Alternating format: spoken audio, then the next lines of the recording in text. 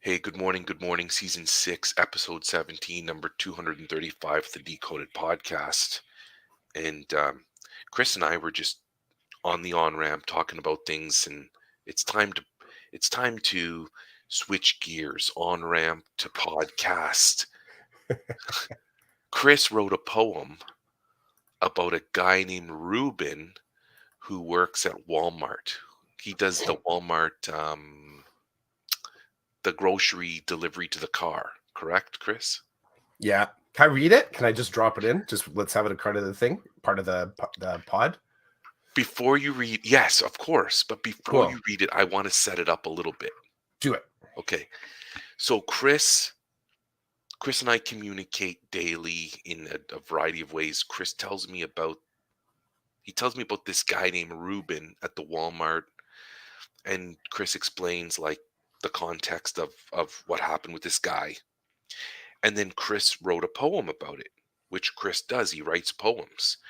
But for some reason, Reuben stuck in my head, probably because I was thinking of the sandwich, the Reuben sandwich. But then after Chris wrote his poem, I decided, I don't even know if I probably knew that you had written a poem by that point, but I decided I wanted to use the Chat GPT AI to have it write a poem about Reuben, and then I used um, the AI tool. I can't remember, Dolly. I think it's called Dolly, and it Mhm. it does it does art. It creates art.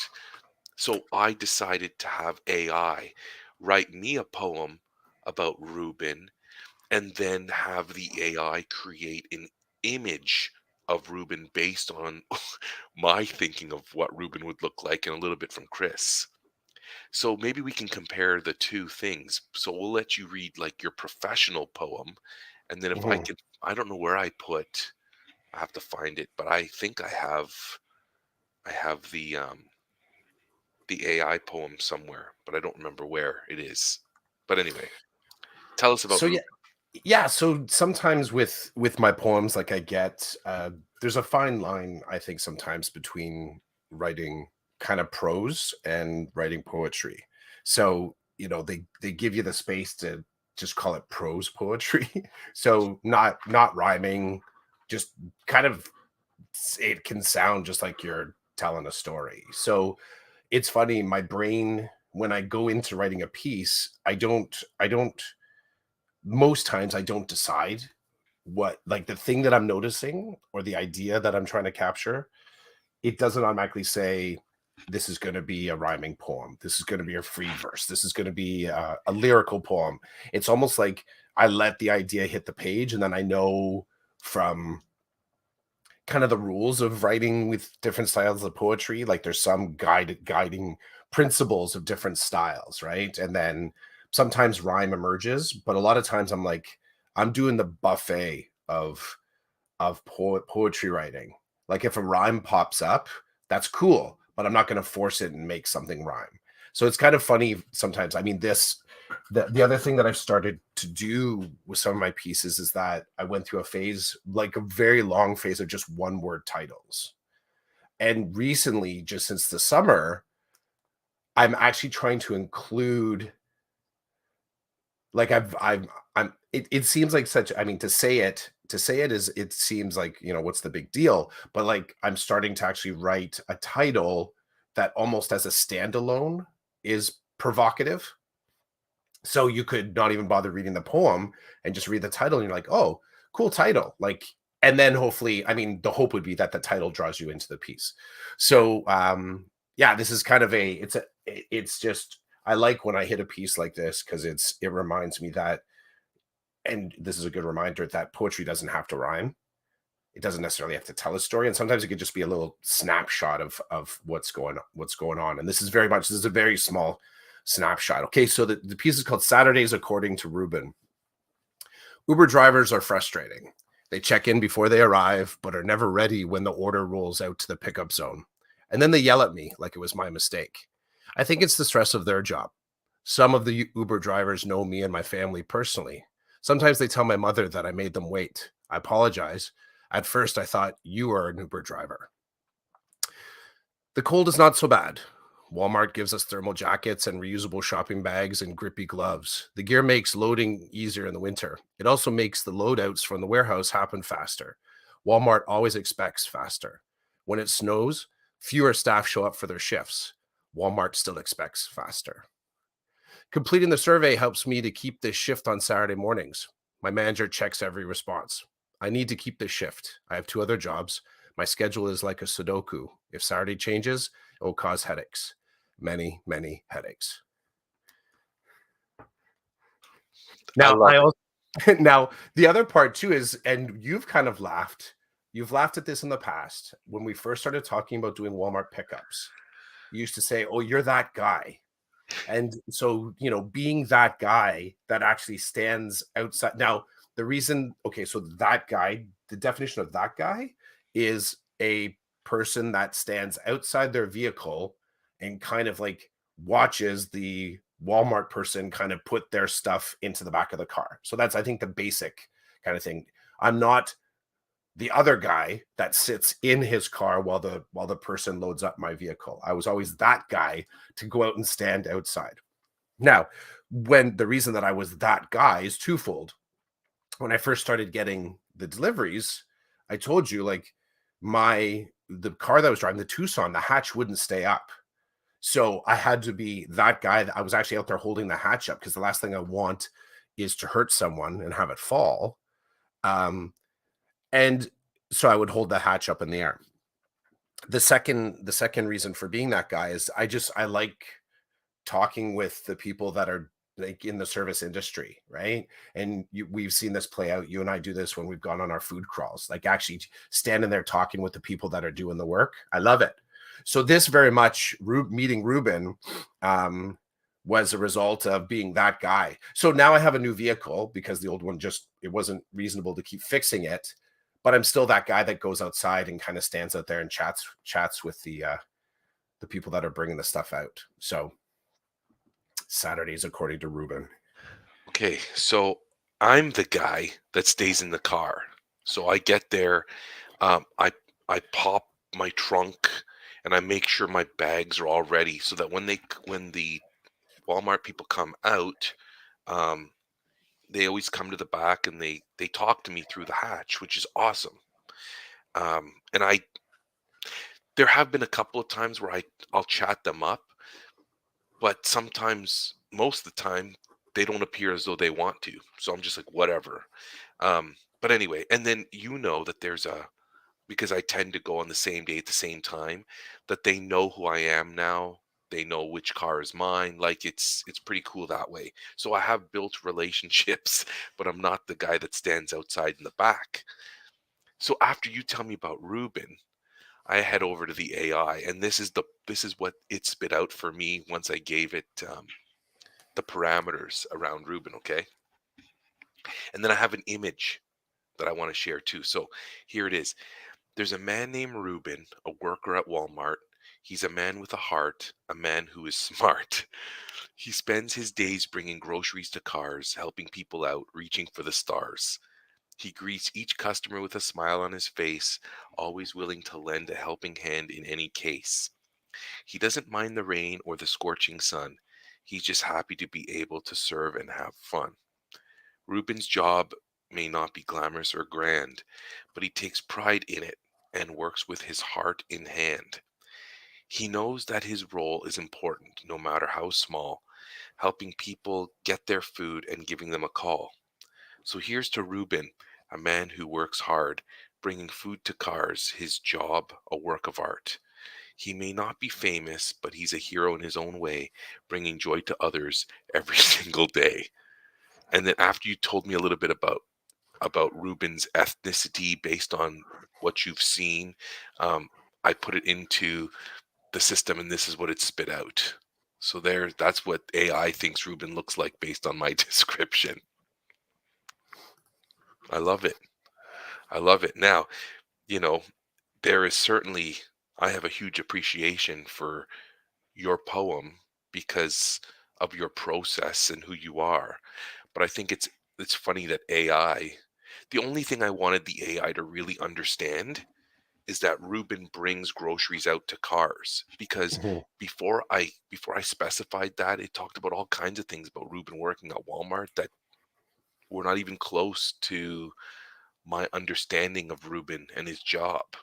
So I had to tell the AI a few more things. Um, it's funny though that it's rhymes and he's a hero, and it's like it's interesting for sure. What I love about it is I didn't really understand what you had done. I saw the I think because you had mentioned the AI, but I didn't know that you had fed the details into like an AI machine. That didn't it didn't really process to me. And then I saw the picture and I'm like the first image of Ruben, um and I was like, wow, like I at first I thought like is the dude drawing? Like I thought maybe you had drawn that first one. So that was kind of cool that you had sort of used um that you would use the AI. It's also, remarkably um in alignment with my experience with Ruben on that Saturday. Like I know you were sort of drawing information and putting it in there, but even the X factor of having an AI put together some rhymes from something else, like it was, I would say like we're it's two pieces in a parallel universe, and the from my position of experiencing it, both pieces both pieces speak well to what my experience was there. So good on you. I enjoyed seeing that interpretation of the moment. Uh I get excited. I think maybe I could become a poet. I could become an AI co-poet. mhm, I input information and a machine spits out a poem. mhm. And I would make no bones about it. I it, full, You're like a poet cyborg. full disclosure. I'm not writing poems. I'm providing input, and the output is a masterpiece. Something that I I don't do. I don't want to do like you do it. Um, and then AI generated poem with an AI generated visual. Mhm, Um, Co-pilot cyborg. And here's the sick part. You and I've joked with you about this. I believe I have. I've talked to other people about this. Before all this technology got out of control, I've talked about if I could be implanted with a chip that could make me do or operate more effective, better, smarter. I used to be wanting that. I'd be in. Just like an exoskeleton. If you could put an exoskeleton on me that would make me run like an NFL running back without having to exert the actual amount of energy I need to run that way. I'm not even talented. I'm not built to do that. But if you could put an exoskeleton on me that would enhance me to be able to do mhm, that, I'm like, sign me up. I was always that guy. Now I've backed off a little bit because now it's come to fruition. Like, I think you can do that. They probably have done it, and it's scary because of all the data they collect and the unethical things they might do with it. But I mhm. was always that guy. I'm like, sign me up. If you could put a chip in my head that could make me do something 100 times better, and it would be like a co-ownership, like my mind would still be fluid and creative, but I would have the benefits of technology to like enhance or to strengthen or to like empower that part of me. I'm like, yeah, I'm in. Let's do this. I don't know if I'm in as much as I used to be, but Hmm. so the AI thing, it feeds a part of me that I think might make me better, even though that poem I just read to you is not. And maybe because I know it was created by a machine, that it doesn't have the same power for me as the things you create with your mind. Hmm. It doesn't, but it's fun. And I could have fun with this. I like that. When Maddie and I were at the AGO, we were we were talking about um we were talking about kind of like it's so Maddie's a creative in a similar mindset as to I am. Like we're um we just reproduce. So it's constantly, it's like you're something in the world gets in, and the way that it's gotta get out is just by creating something, you know. So I forget how we were talking about the different types of, because we saw some photography, we saw sculpture, we were looking at I always forget his first name. More sculptor. I just have to look this up because I need it. Um, Sculptor Henry Moore. So at the Art Gallery of Ontario, there's quite a few Henry Moore pieces, and when you look at a Henry Moore piece, like one of the repeating themes there is reclining something, like reclining person, reclining woman, reclining. So this idea of like the body form in a reclining kind of position. And you look at these sculptures and you say to yourself, okay, if I work really hard, I can kind of see a human body kind of like leaning and sort of like in that position. But to look at it quick and to look, you have to look at it, you have to start by looking at it from a very specific angle.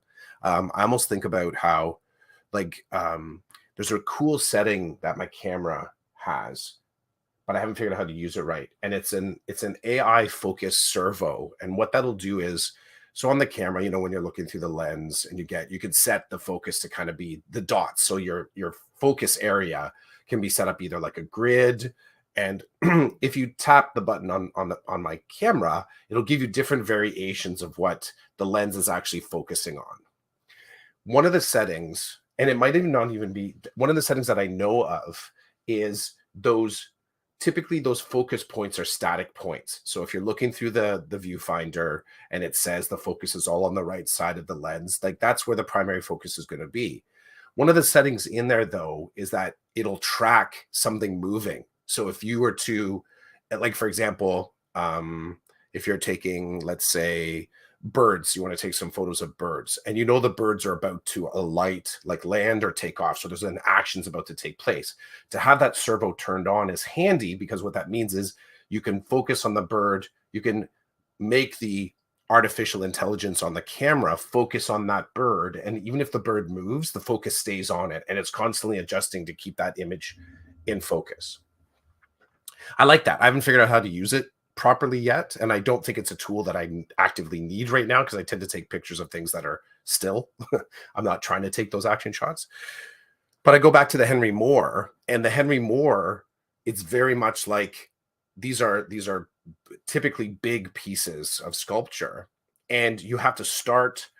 I think about this automatic servo kind of focus, is that you're the thing that's actually in motion, not the sculpture. And what I mean by that is, if you walk up to the piece, and let's say I told you this is reclining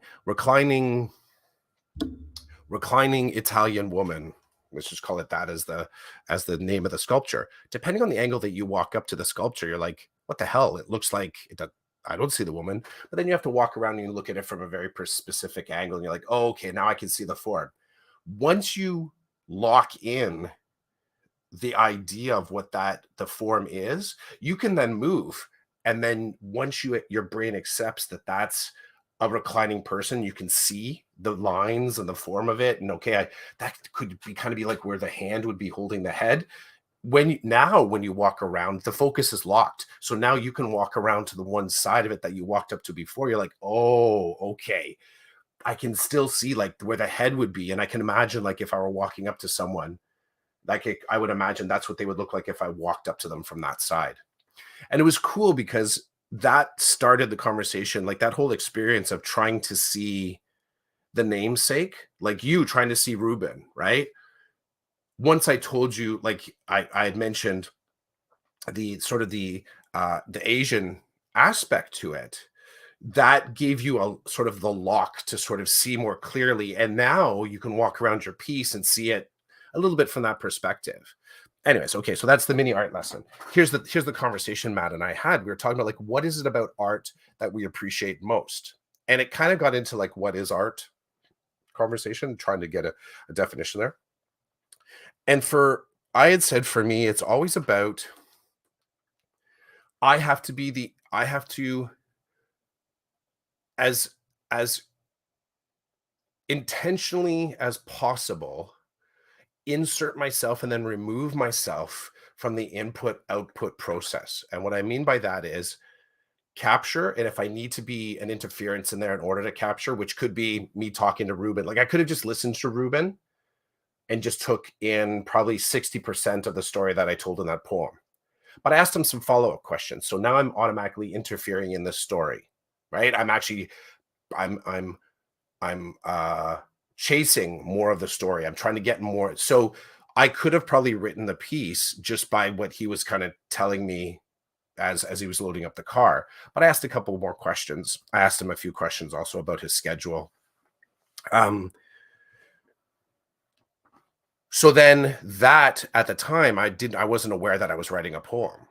Like as I'm talking to the guy, I'm just doing my thing. I'm talking to him, and then I'm sitting in the car afterwards. I'm like, oh no, there's something here. So I sit down. I kind of pound some stuff out on my phone before I start driving. Um, so I'm when Maddie and I were talking about what we like about art, is that for me it can't just be about copying the world. And this is what it kind of comes back to. What I like about the AI. Is it art? Is it art that the AI can spit out a poem? I would say yes. I would say yes, because my definition of art is the ability to take in information and interpret it somehow. It's not a direct copy. So if the AI had given you back the exact details that you had given it, that's not art. And I would say in the same way, like someone we were looking at the paintings and I said, you know what? I'm not a big fan of the paintings. I'm not a big fan of realism. I'm not. And we like because that to me shows skill, but I don't see talent.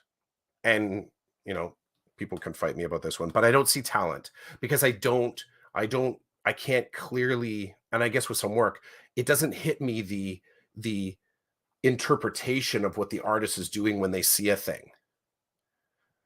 So when we're looking at some of the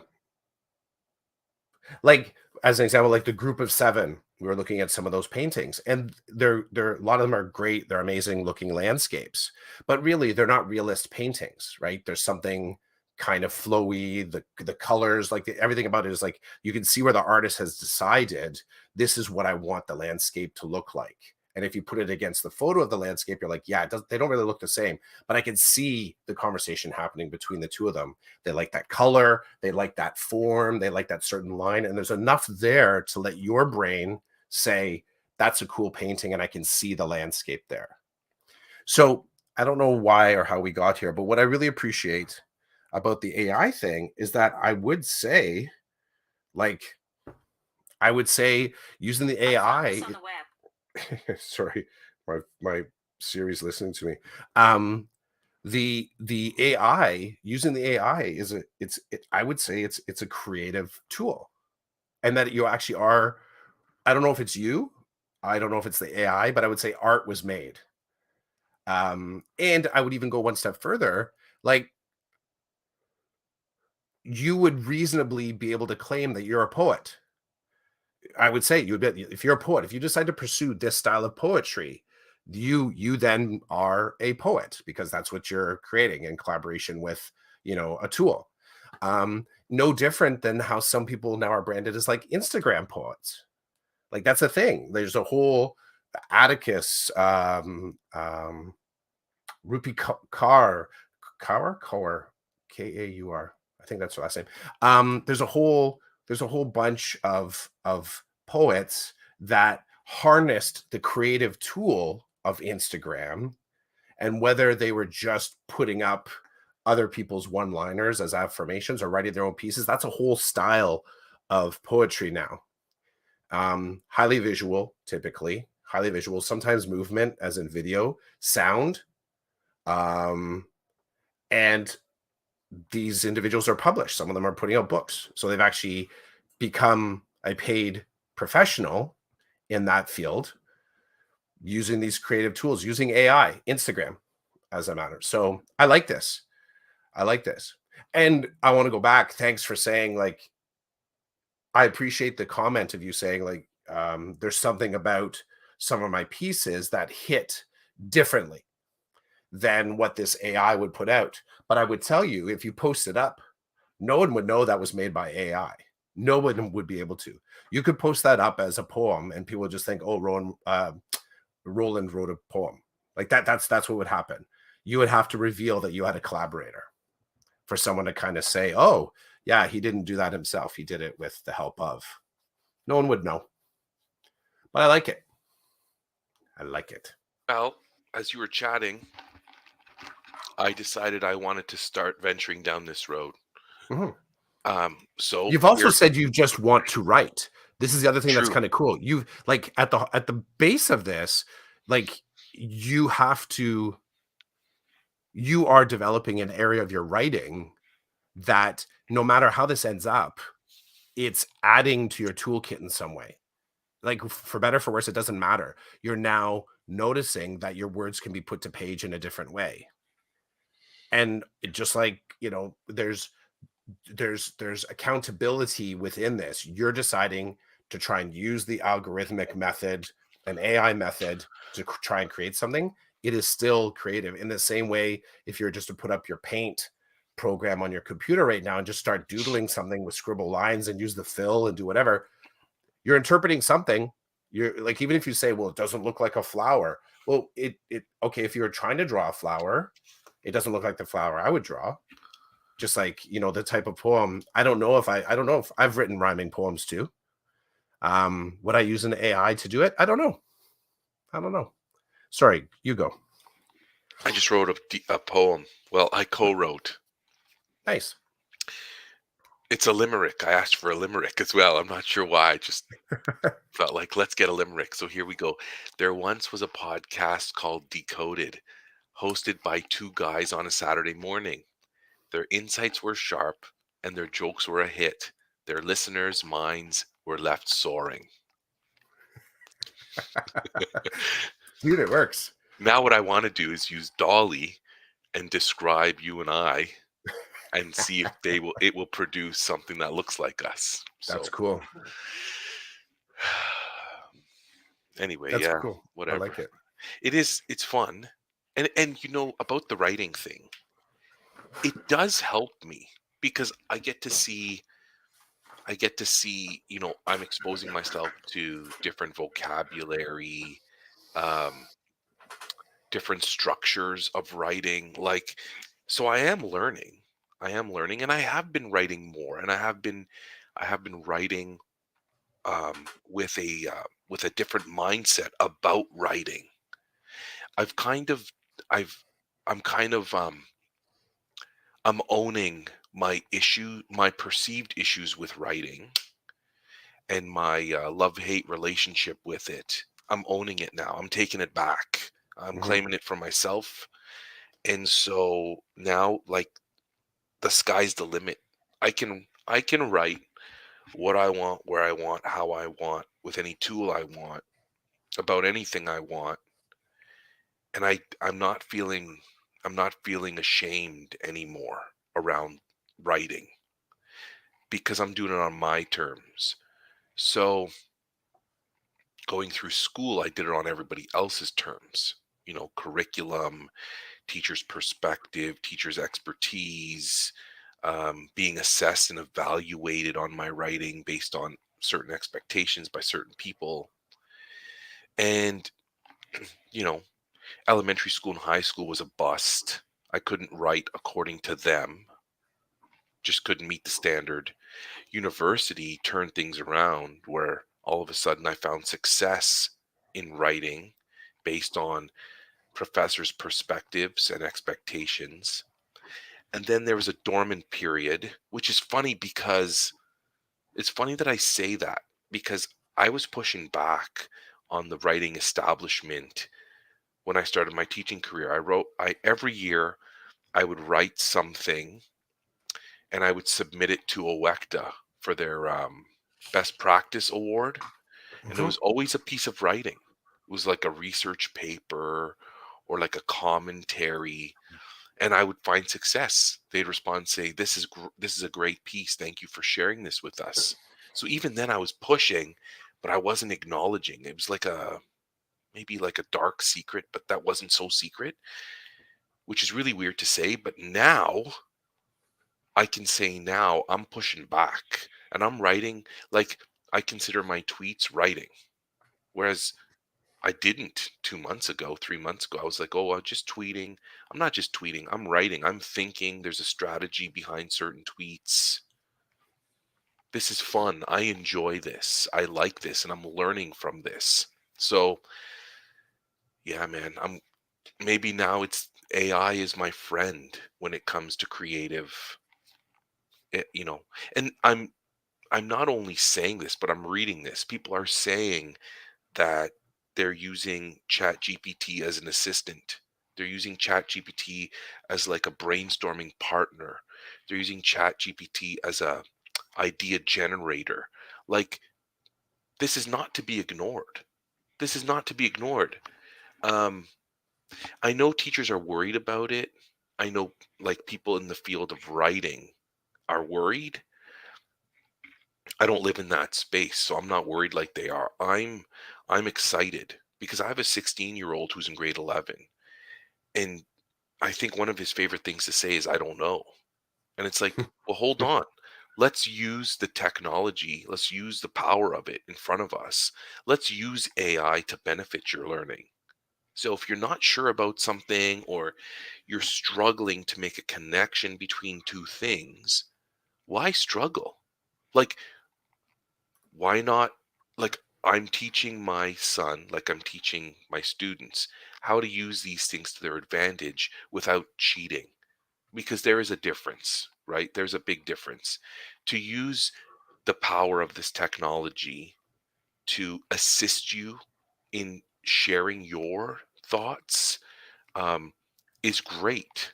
I don't believe there's anything wrong with that. But to use the technology to just take and not think, that's a problem. But that's always been a problem in our world. People who take and not think, it's an age old problem. It happens. Mhm. Mhm. Now we just have all this, it's on your phone, like it's with you all the time. I don't think there's anything wrong with it being an assistant. I think if you mindlessly take things and submit them as your own, that's a problem. That's a problem. My one of the dads I know from the hockey team said his kid had to do a writing assignment, and the kid was talking about the writing assignment, and the kid left, and the kid came back and said, "Okay, I'm done." The dad was like, "What do you mean you're done?" And he's like, "Look," and the dad said he was reading it, and he's like, "This isn't you." Like, the grammar's perfect, there's punctuation everywhere. Like, this isn't you. How did you do this? What did you do? And he said his son was devastated that his father would accuse him. But his father was like, "No, there's something different here. This isn't what you typically do. So let's talk about it." And it turns out he did use the AI to generate it. And then the father was saying to me as a teacher, he's like, "What do I do? What do you do with this?" And I'm like, I said, "This is great." So basically, he got technology to write a 500 word piece on whatever. Now, what I would say is now use that 500 word piece, break it down, take the things from it that you really like that you can make connections to based on your learning and your understanding, and build something from there. And the dad's Mhm. looking at me like I'm crazy. I'm like, it's the tech is there. It's giving your son a great starting point to build on. So just say, okay, well, you're not done. This isn't yours, but you can certainly use it, and you can gain an understanding, and you can learn some of the skills on the punctuation and the grammar and use that to your Mhm. advantage. So he's like, okay, okay, I'll do that. I'm going to see him today. So I'm going to ask him, have you guys worked on it? Have you done anything with it? Um, because ultimately, if you know your students, then you know how they write if you've gotten different pieces from them and stuff. And so you can push back and say to someone, "Hey, this doesn't sound like you. So let's talk about this. What's going on here? Explain it to me. Tell me about your process." I don't know, but I'm not an English teacher, so I'm saying that like I'm not an English teacher, so I don't know um, what's coming their way and what they're truly worried about. I know I'm concerned with old school teachers. Um, I think you need to be.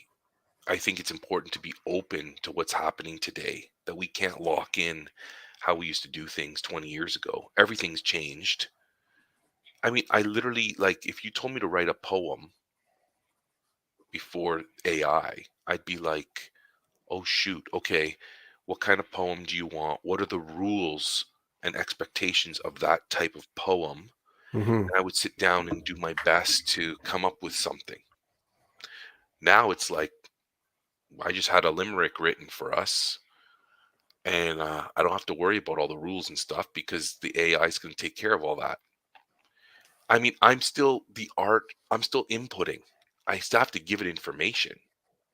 Maybe I don't. Maybe I could ask it to just write me a limerick, but I wanted a limerick about Decoded Podcast, about the two of us, Saturdays. Um, my prompt was write a limerick about a podcast called Decoded where two guys host on Saturday morning.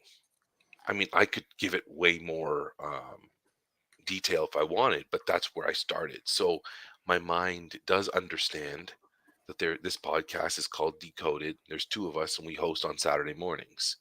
That's a great start for someone who says they don't know what to do. And I'm thinking Mhm. of my students. So it's here, bro. I'm an AI poet. I like it. I And, like and it. What I anybody what I can be. Yeah, yeah, and well, possibly. I think that the tools are there. The tools are there. What I dig, and this is something you said right in the beginning, is the new relationship you have with yourself. Because the tools again can just be. I had this conversation many times with Pam back in the day when I was still at Access, and so Pam, the CYW that I was working with, and she knew about my podcasting, and I would very quickly go to the board when we're sort of planning and mapping things out. I would draw and have pictures. She's like, take a photo of that. That's amazing. It's so creative.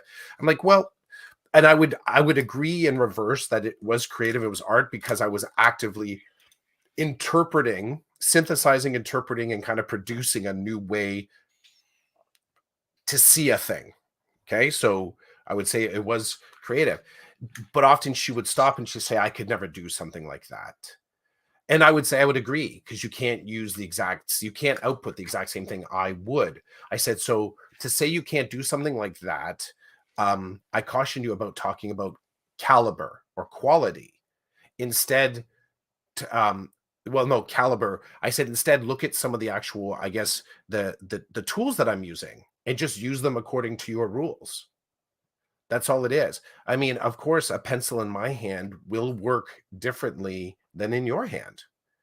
A keyboard typing out a story will be that tool will be used differently than you. Me walking up to a white erase board and grabbing, white erase markers, we're going to use them differently on that white erase board.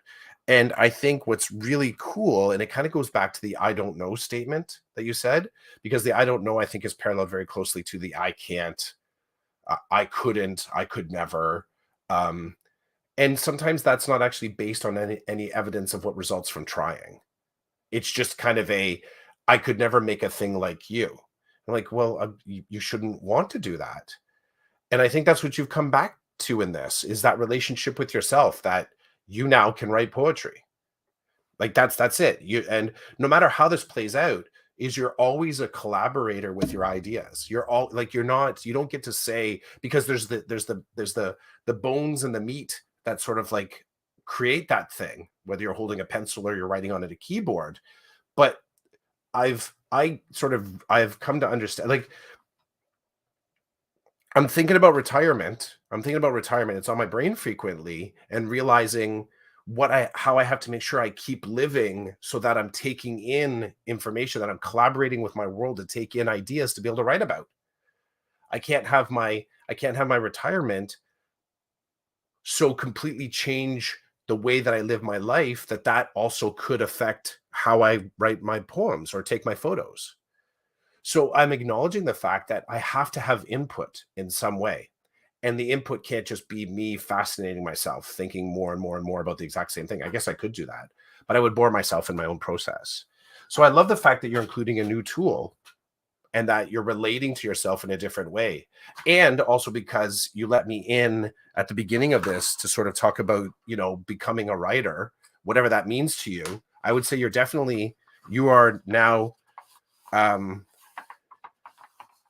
kind of moving into that process of figuring out not only what else you could write about, but the comfort zone of writing about things that you thought might never write about. Like that's cool. That's really cool. So I just, as you were chatting and explaining, I went ahead and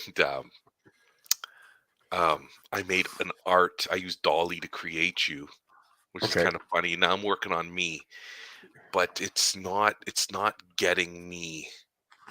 It's not get like I'm looking at, and I'm doing an oil painting, by the way. So it's an Okay. oil painting, and it's struggling to like. I'm not liking the images it's creating of me. It's not hitting me. So dude, This is, here's but this means that I just need to continue to rework well, it's my also the input, right? conundrum. You're in the conundrum of realism. So you didn't know, you had no clue about Reuben. And I will tell you, I mean, it was remarkably close, um, without you knowing, stuff about Reuben. So it managed to sort of randomly generate something, right? Um, so the great thing is this is where right now what you're striving to do, it sounds like, is to have a representation that actually looks like you and I. And now this is where you're moving from tools into something different. You're trying to control. My read on this is that you're trying to control interpretation. And this is where we fall into, it doesn't look like a flower. So and for you, I think you're curious. I think you're going to keep trying to make it work. You're going to try and make it work. I have seen others. This is where they throw down the pencil and like, I can never draw a flower. I can't do it. I can't do it. See, look at it. I can't do it. So I like this kind of, because you're at a crossroads here that others probably have said, um, I can't go on, because obviously, like, they see the first step as being copy paste, as opposed to the first step. You're still at the first step of holding the tool in your hand and messing with it. Like that's actually the first step. The output is just there's a massive distance between the output and, um, I would caution anyone to sort of I'm successful, like sort of trying to put success criteria on it. It's just a simple checklist. Keep trying. But I would say what would be really cool is to, in the process, keep some of the iterations, because it's in those iterations that you learn the craft. And it's a little bit, I'm learning this a lot from photography.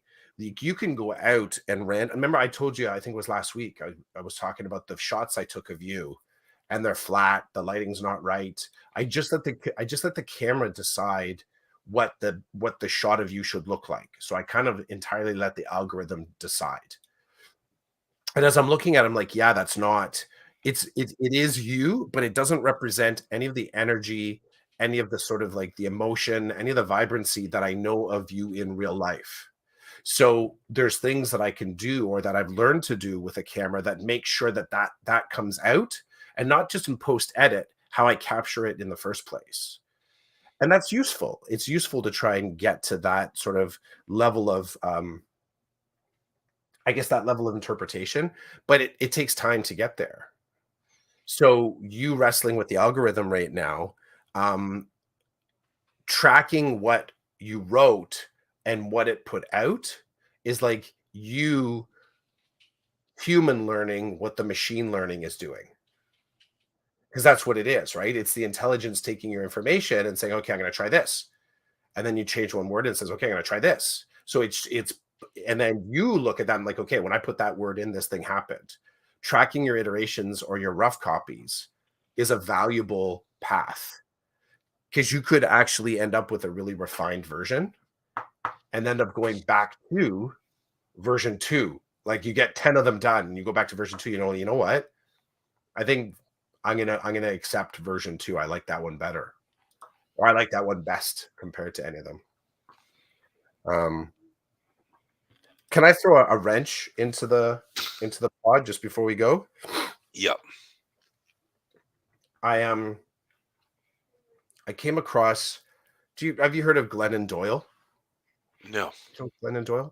Glennon Doyle is I would say sort of like a theologian, spiritual writer, um, uh, kind of, I guess, Christian feminist, active in LGBTQ spaces. She, I believe, is married to a female soccer player. I forget her name. I don't know if she was captain or co-captain of the U.S. team. Regardless, they're a cool power couple. They're a power couple. But Glennon Doyle puts up some cool stuff. Kind of in the same frame of the other female, um, the 543 Mel Robbins, kind of like in a little bit in the spirit of that. And so Glennon posted up, I don't know when, but it came up as over like listening to it's she grabbed found text. So here's her post from Instagram. Hi, there's a family next to me at the store. I just heard the dad say to his kid, well, it's brave to go on a roller coaster, and it's also brave to say you don't want to go on a roller coaster. And that's kind of well, it's stuck in my head for a lot of reasons. I mean, it hits me in like the dad style and how we kind of talk to and help our kids understand the world. I think there's also something really good. There's a good meditation in there about as educators, how we sort of roll through our day. Um, immediately is like, I have a staff meeting on Monday when we get back. And I'm like, okay, so it could be brave for me to say, I'm not going to attend the staff meeting. I'm not saying that. I'm not saying that specifically, but I never really thought about the bravery. I think theoretically, I kind of understood that. Like I understood that in the body, that saying no is a good thing. But I don't know if I ever attached it to bravery and saying that it's brave to kind of try new things, but it's also can be brave to push back and say, I'm not going to try that thing, or I'm not going to do that thing. And I like that. It's just a little bit of a nice, yeah. I liked how that popped up in my feed. I liked how it sort of, it kind of speaks, I think it speaks well to, um, the sort of some of the challenges that people might be stepping back into when they hit school. I know for us, we're in the last 2 weeks of our semester. So closing up the semester is always kind of tricky. And it's going to entail tricky both for students and teachers. It will entail saying no to things. Like there's no way that as we sort of get to the end of the semester here that people have been able to action everything that they hoped, that people are going to be able to sort of complete everything that they thought with their committees. I think there's a reality here of saying no to some stuff as we arrive at the last few minutes to play in this period. So I encourage people to say no. Say no. It can even be no for now. Sometimes it's just the act of saying no that can feel like new words in your mouth, or the act of writing a poem on AI can feel like a new skill that you've just developed. So just say no. Just say no. They used to in the 80s, they said just say no to drugs. I Now we're know. saying just say no. Yeah, just say no, not so much. It's it hits me right right here that just say no. So many people, we grow up learning that no is a bad word. Because it's a But punishment, right? yeah, I think that's where we start as a kid. it goes both ways though. And I think that's the fluency that eventually, hopefully, you learn to be familiar with and to be open to. Um, I love saying it now because it helps me it helps me realize what I'm saying yes to, right? Mm, Because well said. when I say no to certain things, it's because I'm saying yes to other things that are really like at the forefront for me or are important for me. So it's not always negative. And depending on who you're saying no to, of course, for them it's going to be negative. Well, not all the time, but like when I say to my kids, "Hey, I need you to empty the dishwasher," and they say no, of course that doesn't impress me very much. But when I say to my kid, "Hey, can you help so and so with this?" And they say no, and I say why, and they're like, "Because I'm volunteering that night." Or, "You know what, Dad, I've got a lot on my plate. I've got to be here on this day, and I've got to do this on that day, and I got to take care of this stuff here." And I hear these things. I'm like, yeah, all that stuff's good stuff. So I get why you're saying no, because you're already tapped out. You're investing time and energy in these other really cool things that feed you or help me or help the family. So I get it. So it even helps me be open to the idea that people are going to say no to me, and that's fine. In terms of if it's my kids and they're saying no because the things they're saying yes to are really good in my assessment, I guess, awesome. But if you say no, I don't want to empty the dishwasher because I want to go downstairs and play some Xbox and then watch this movie on Netflix, well, then we're going to have a conversation because, in my opinion, you're saying no for something that's going to help the family, but you're saying yes to stuff that is just mindless and isn't really helping anybody out. Hmm. That's, I kind of have an issue, but let's have a conversation. So yeah, hey, thanks for today. I appreciate it. It's nice to chat. Um, oh, is that a lion? Hmm. Tell me why you drew a lion. I don't know. Oh, okay, cool. Maybe whatever, Cliff. I think it was just something about the the new skill set. I think I got sort of bravery in my head somehow. Um, Also, earlier this week, Karen and I watched Beast. I don't know. What it's called The Beast or Beast with I forget his name. Um, what's that actor's name? He was rumored to be Idris Elba. He's Oh in it. yes. Yeah, so it's like Jaws, but about a lion. Oh, So yeah, it's a pretty good. It was sort of like a surprising a surprisingly good action film. So maybe I've just had that in the back of my head. So cool, cool. yeah, sometimes it's just simple. And then the form, I wanted to try out some of my art stuff. So I got to try out some cool these two pencil crayons that came with it. I tried some of these. I had some of these which are they're blending crayons, which are cool. So I got to try just kind of test drive out some of the art tools that Karen gave me. So Excellent. that's the story. I love it. It's a great picture. Drawing, pen, Thanks, man. pencil, crayon drawing. Was it pencil crayon? Yeah, it's they Yeah. would say it's what do you call it? A multi, not multimedia. I guess it's not multimedia. Multi I forget what the term is, but there's pencil, there's crayon, there's watercolor, pencil crayon on it, and also ink. So You know what I l- you know what I love about this is that I hate to bring it up again, but the this dolly thing is helping me understand art tools and Mhm. ways of doing art, which is cool. Um, my wife's gonna kill me because she's an artist, and for years she's been sharing this and that or whatever, and I in one ear and out the other. But now all of a sudden, it's starting to stick a little bit. Um, Mhm.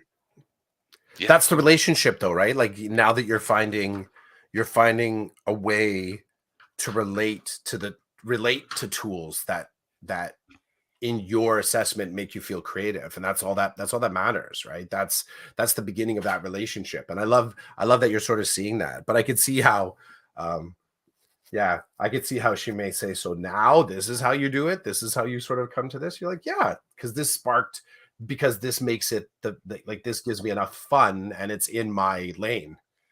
So who knows where it'll lead? Who knows? But who good for you. knows?